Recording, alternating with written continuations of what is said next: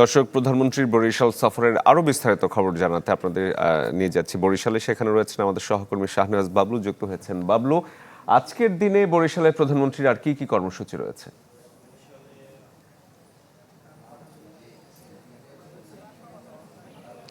শরীফ, প্রধানমন্ত্রী ইতিমধ্যে নির্ধারিত দুটি কর্মসূচি শেষ করেছেন। একটি শুরুতে ছিল গৌরনদীর, বরিশালের গৌরনদী যে উপজেলা রয়েছে সেটি বাটারজোর উপজেলার ইউনিয়নের বৃক্ষরোপণ কর্মসূচি, যেটি শেষ হয়েছে। এরপরে ফ্যামিলি কার্ডের যে উপভোগী যারা রয়েছেন তাদের সঙ্গে মত বিনিময় করেছেন।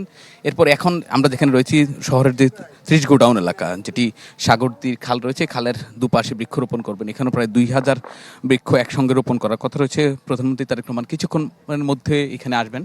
ইতিমধ্যে দুটি কর্মসূচি শেষ করে তিনি আরেকটি অনানুষ্ঠানিক একটি বৈঠকে বসেছেন। সেখানে বলা যায় আজকে প্রধানমন্ত্রীর এই সফর, এটার পরে আর একটি সাংগঠনিক সভা রয়েছে যেখানে বরিশাল মহানগর এবং জেলার বিএনপি নেতৃবৃন্দ এবং অঙ্গসংগঠনের নেতৃবৃন্দ অংশ নেবেন। তো ইতিমধ্যে প্রধানমন্ত্রী বক্তব্য রেখেছেন। বক্তব্যে তিনি বেশ কয়েকটি বিষয় উল্লেখ করেছেন। পরিবেশ রক্ষায় বৃক্ষরোপণের যে ভূমিকা, সেই ভূমিকার বিষয়ে তিনি বক্তব্য রেখেছেন। তিনি বলেছেন দেশে যেহেতু দেশের জনগণের তুলনায় যে গাছ কম, সেই তুলনায় যে গাছ বৃক্ষরোপণ যাতে বেশি লাগানো এবং গাছ যাতে যত্ন নেওয়া হয়, এবং